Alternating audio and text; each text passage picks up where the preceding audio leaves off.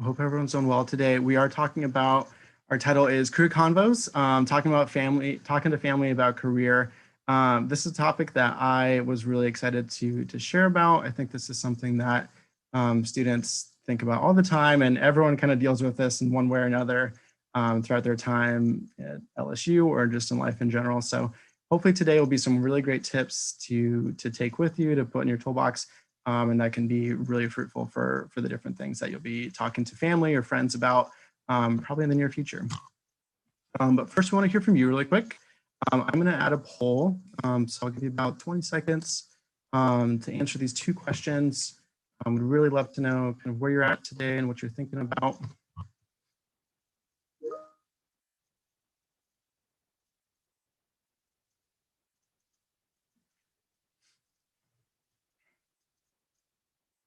Thanks so much. Give you all another 10 seconds or so. How did you hear about the workshop? How comfortable do you feel about these topics?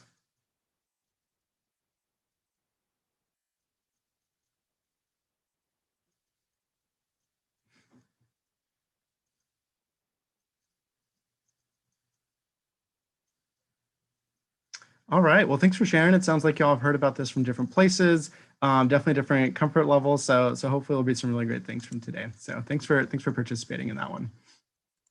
All right, and let's jump in.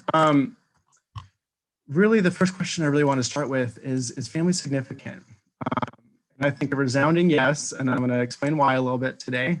Is family significant to your major and your career process? Family is really significant for quite a few reasons.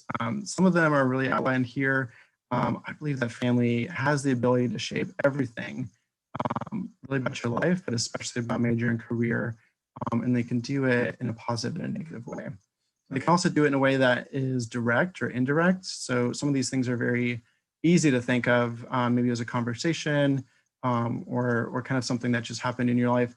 Other things are a lot more indirect and are just part of maybe your family culture or kind of your worldview, what you grew up in, what your culture just inherently is just on its own.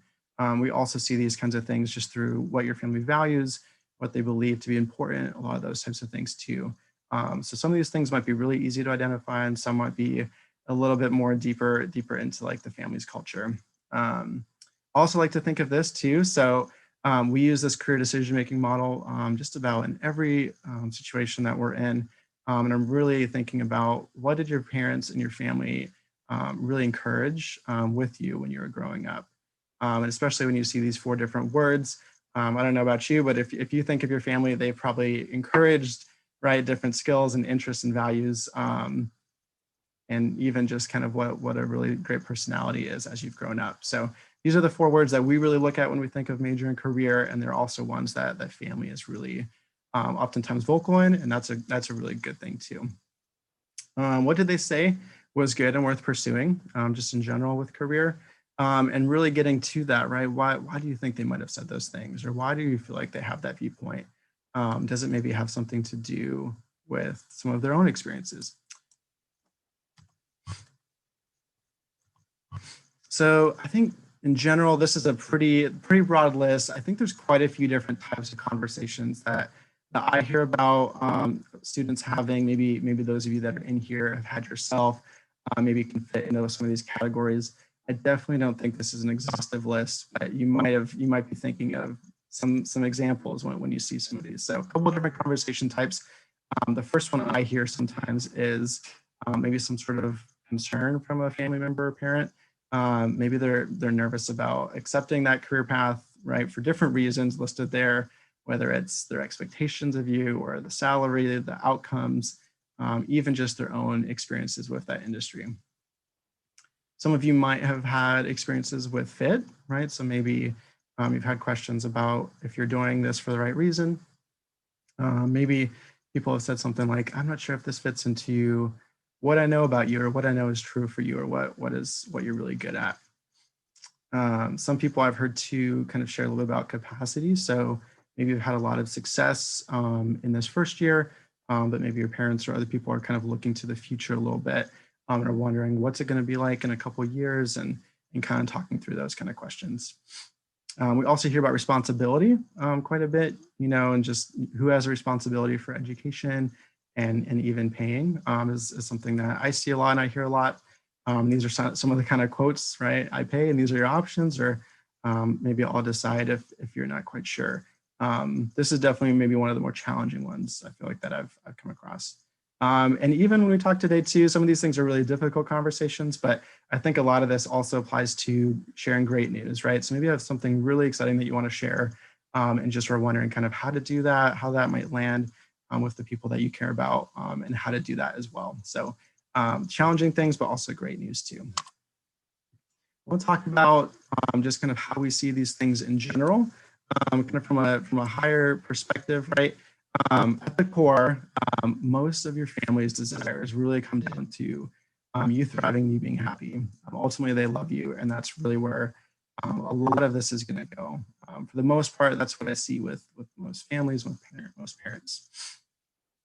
Whenever emotions like fear, anger, and confusion seem like they enter, usually those are fruits of those core desires for your family, for your parents, really to see you thrive and be happy.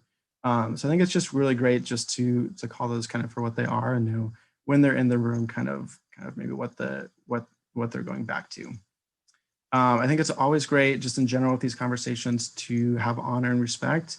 This is something that hopefully is a two-way street between you and whoever you're talking to, but I think that if that's at the foundation, then this has the potential to go really well for you.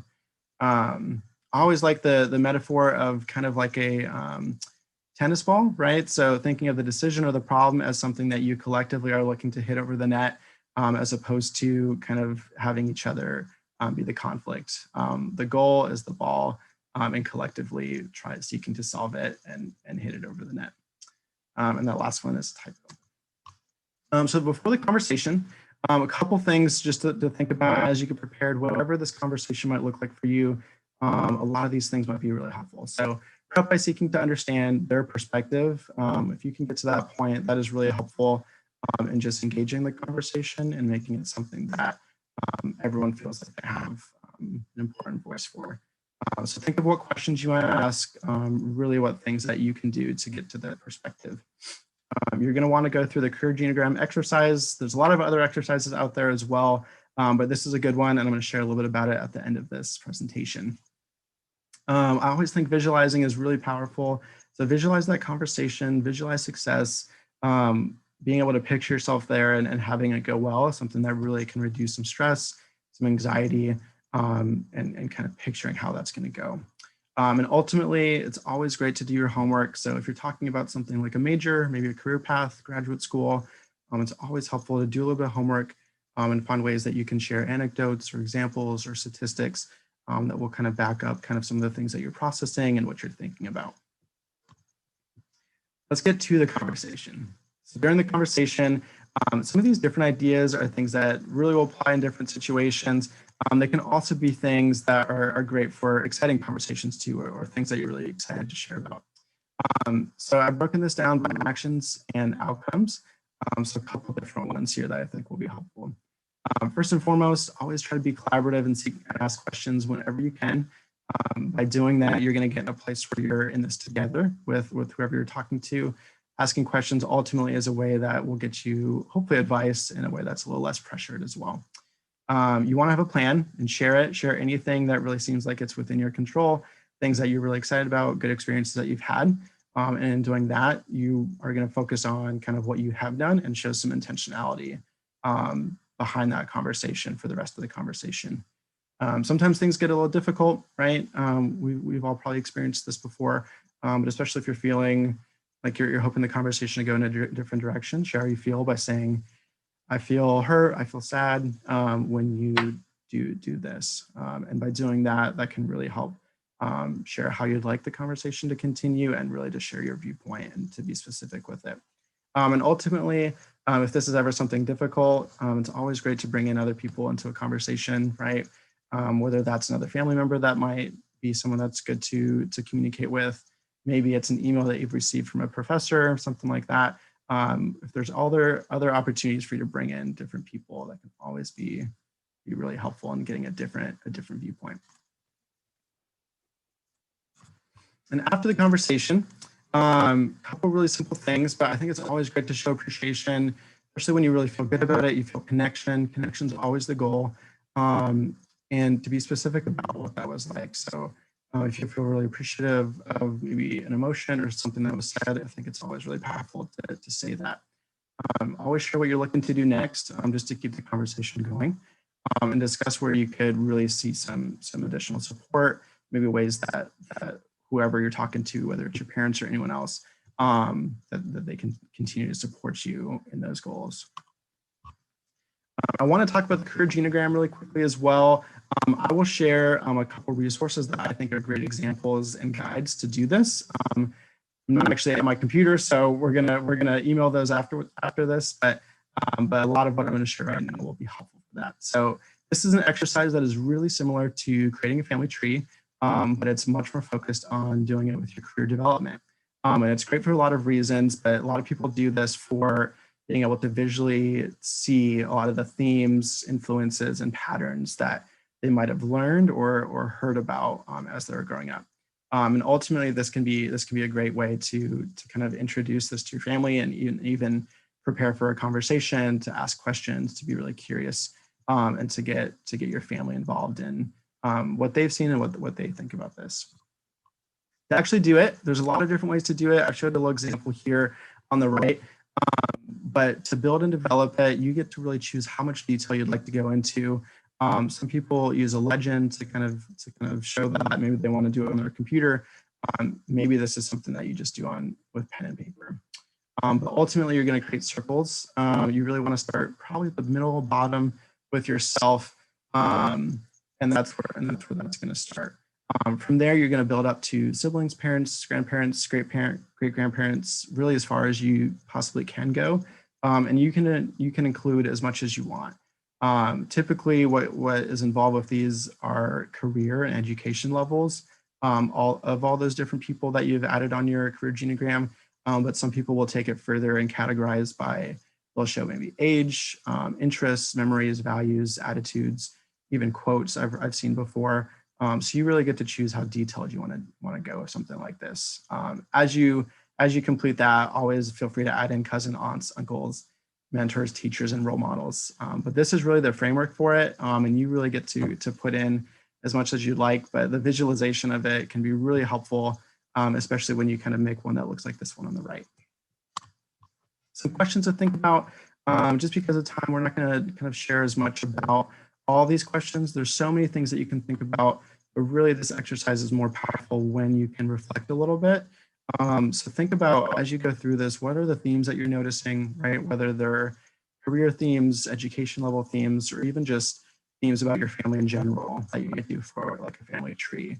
Think about where you've seen positive, negative influences, where your strongest poles of mentorship are, maybe within the family or even outside of the family.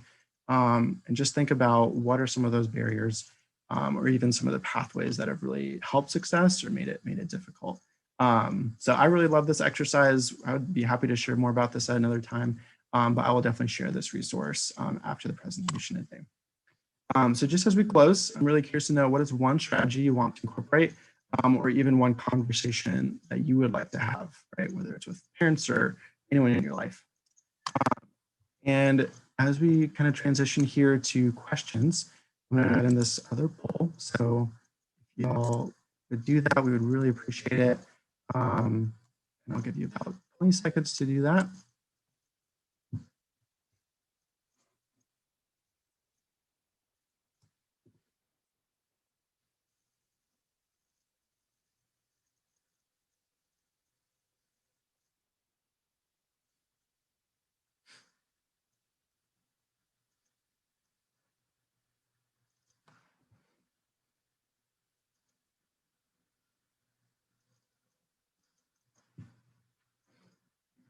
All right, thanks for sharing, everyone. I really appreciate it. All right, we're going to end the poll in just a couple of seconds.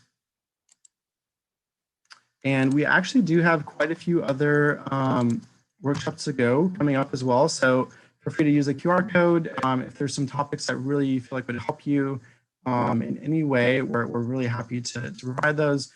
We usually offer different sessions of the same one as well. So feel free to go to different ones or share about ones that have been really helpful for you.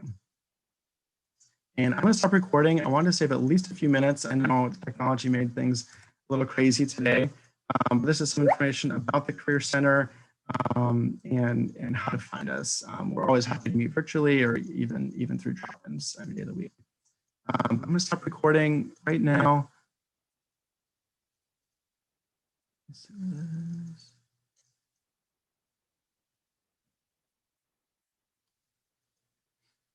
All right, awesome. Well, we've got a couple minutes left.